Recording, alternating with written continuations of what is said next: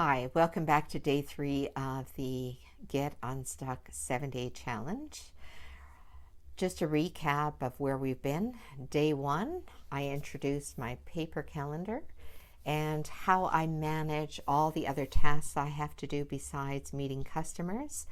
And using a pen in this book, I write down my non-negotiables, my appointments, my classes I teach, and my absolute must-dos that day. Day 2, we looked at what were our wins. For me, I achieved 5 out of 7, so 71%.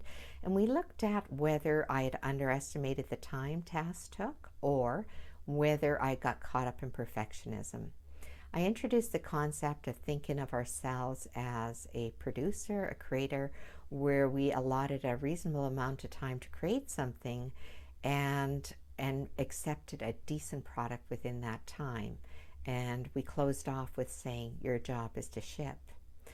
So shortly after I made that video, I ran into some technical difficulties and it took me the entire day to figure it out. It wasn't until evening I was able to upload that video.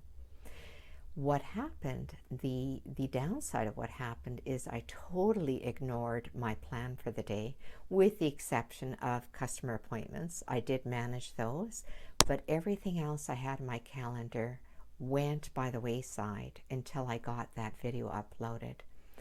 Now, maybe it was my top priority, but I do believe that had I walked away, had I honored my calendar and stopped within the time allotted and moved on to the next item on my calendar, I think that when I returned later, when I had some time in the day to return, I would have found the error much more easily.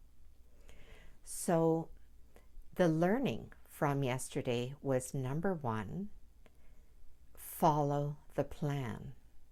You spend time writing the plan, coming up with your must-dos, your non-negotiables, what your top priorities that you need to do. The next day, all your job is to follow the plan. Stick to the schedule.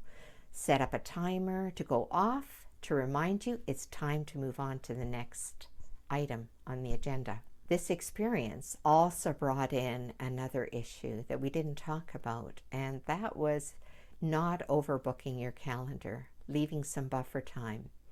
Usually between appointments, especially with customers, I give myself at least 15 minutes for the unforeseen bio breaks, whatever that needs to be done.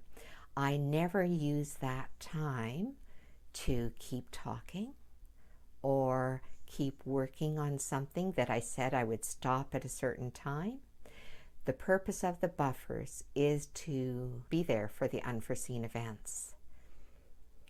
The next point I'm going to bring up today is to check in. Midday, how am I doing? How am I doing on my calendar? And if you see that something happens and it's going to have to wait for the next day, or you look and you see an open period where you can work on something, do that right away just to remove the frustration from yourself, because that is just unnecessary negative energy, which you don't need.